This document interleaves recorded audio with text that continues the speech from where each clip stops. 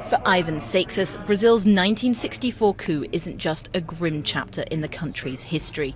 It's also part of his present.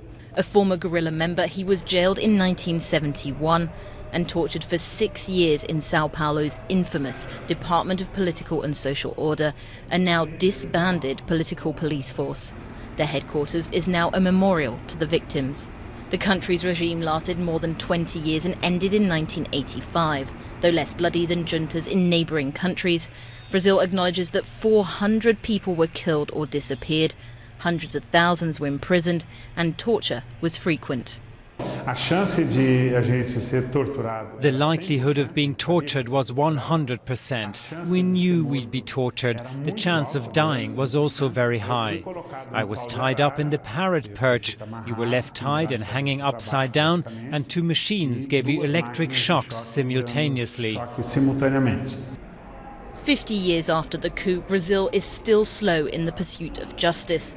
None of those responsible for human rights violations have been convicted for their crimes. The left-wing government of President Dilma Rousseff, herself a former opponent imprisoned and tortured, created a National Truth Commission 2 years ago. But a 1979 amnesty law prevents it from prosecuting and jailing repressors. It helps to find out how people died. It's knowing that people were tortured. It's knowing that people were disappeared. The gigantic effort of the National Truth Commission is to bring light to all this.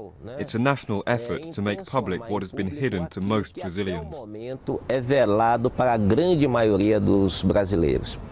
As part of its effort to move forward, Brazil's government set up a psychological support program for victims of the dictatorship, treating some 400 people so far. A gente vai trabalhando as pessoas poderem falar, se ouvir. We work with people so they can speak, listen to themselves and find ways to change how they perceive what happened to them.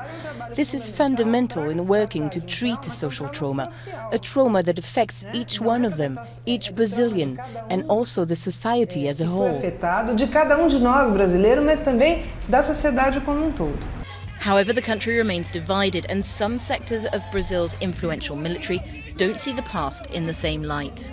O golpe foi para entrar o Brasil numa linha certa, honesta. The coup in 1964 was to put Brazil onto the correct, honest path. The armed forces helped us, they took us out of the misery of that time. Russia and Cuba wanted to invade Brazil, and we didn't let that happen. Não deixamos que isso acontecesse. With a final report due to be published by the end of the year, the Truth Commission is working slowly but surely to shed light on one of Brazil's darkest periods.